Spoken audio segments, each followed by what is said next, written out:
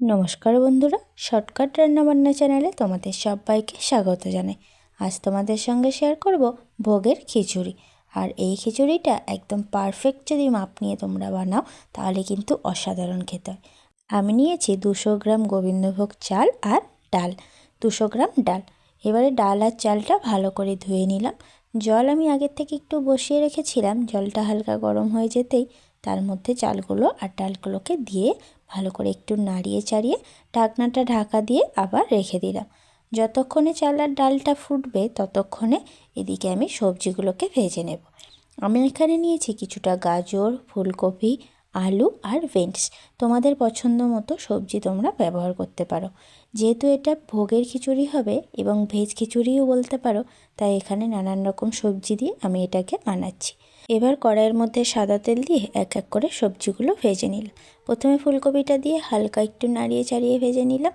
দেন এর মধ্যে দিলাম বিনস আর গাজর, সেগুলো হালকা একটু একটু করে ভেজে নিলাম। তবে ভাজার সময় সামান্য একটু লবণ আমি ব্যবহার করেছি, এখানে কিন্তু কোনো রকম হলুদ দিইনি। সমস্ত সবজিগুলোকে হালকা একটু ভেজে নিলাম। এবার দিয়ে দিলাম আলুগুলোকে একটু বড় বড় করে কেটেছি, যেমনি মাংসের আলু কাটে ঠিক সেইভাবে করে কেটেছি। আলুও আমার এখানে ভাজা কমপ্লিট। ততক্ষণে কিন্তু খিচুড়ি ফুটতে শুরু করেছে। দেন এর মধ্যে দিয়ে দেব পরিমাণ মতো লবণ। আমি এখানে 3 চামচ মতো লবণ দিয়েছি, পরে যদি লাগে অবশ্যই আবার দিয়ে দেব। তোমরাও তাই করো। কিন্তু পাশ থেকে যেভাবে এই ফেনার মতোগুলো উঠেছিল সেগুলো কিন্তু অবশ্যই চামচ দিয়ে ফেলে দেবে। এইভাবে যদি ফেনাগুলো ফেলে দেওয়া যায় তাহলে কিন্তু খিচুড়ির টেস্টটা আরও বেশি ভালো হয়।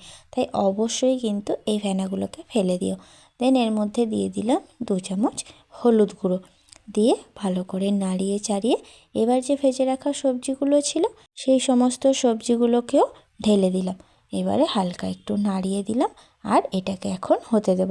যতক্ষণে এটা হচ্ছে ততক্ষণে একটা আমি মশলা পেস্ট করে নেব।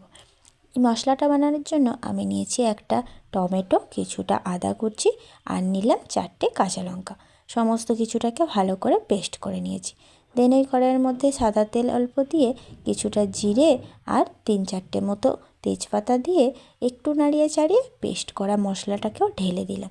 এবার মশলাটা যতক্ষণ না তেল ছাড়বে ততক্ষণ কিন্তু আমি এটাকে কষাতে থাকবো।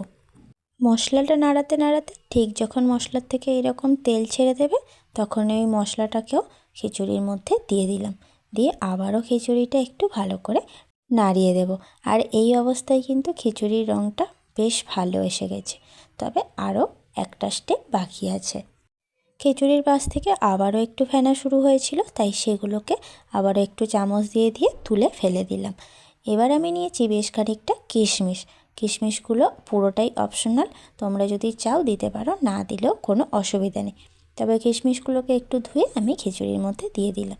দেন কড়াইয়ের মধ্যে দিলাম খানিকটা ঘি, 2টো শুকনো লঙ্কা আর 3টে কাঁচা লঙ্কা চেরা এবং 1 টিস্পুন দিলাম কাশ্মীরি রেড চিলি পাউডার। সমস্ত কিছুকে একটু নাড়াবো, বেশি না, তাহলে কিন্তু পুড়ে যাবে। এবারে এই নাড়ানোর পরে ওটা আবার খিচুড়ির মধ্যে দিয়ে দিলাম। এটা নামানোর ওই 2 থেকে 3 মিনিট মতো আগে অবশ্যই দেবে, তাহলে কিন্তু সঙ্গে সঙ্গে খিচুড়ির টেস্টটাও সুন্দর হয়ে যায় আর রঙটাও অপূর্ব হয়ে যায়। তো অবশ্যই কিন্তু লাস্ট স্টেপটা দিয়ে তারপরেই নামাবে। এবারে সমস্ত কিছু আমার দেওয়া হয়ে গেছে আর আমি মিনিট 2-3 মতো একটু ফুটাবো। দেন খিচুড়িটাকে নামিয়ে নেব। অবশ্যই বাড়িতে এইভাবে একবার খিচুড়ি ট্রাই করবে, অপূর্ব হয় কিন্তু খেতে। আর আজকের রেসিপিটা কেমন লাগলো সেটা কিন্তু কমেন্টে জানাতে ভুলো না। সামনেই সরস্বতী পুজো, তাই অবশ্যই একবার খিচুড়িটা ট্রাই করবে, অবশ্যই ভালো লাগবে তোমাদের। আজ তবে আসি, দেখা হচ্ছে নতুন একটা রেসিপি নিয়ে।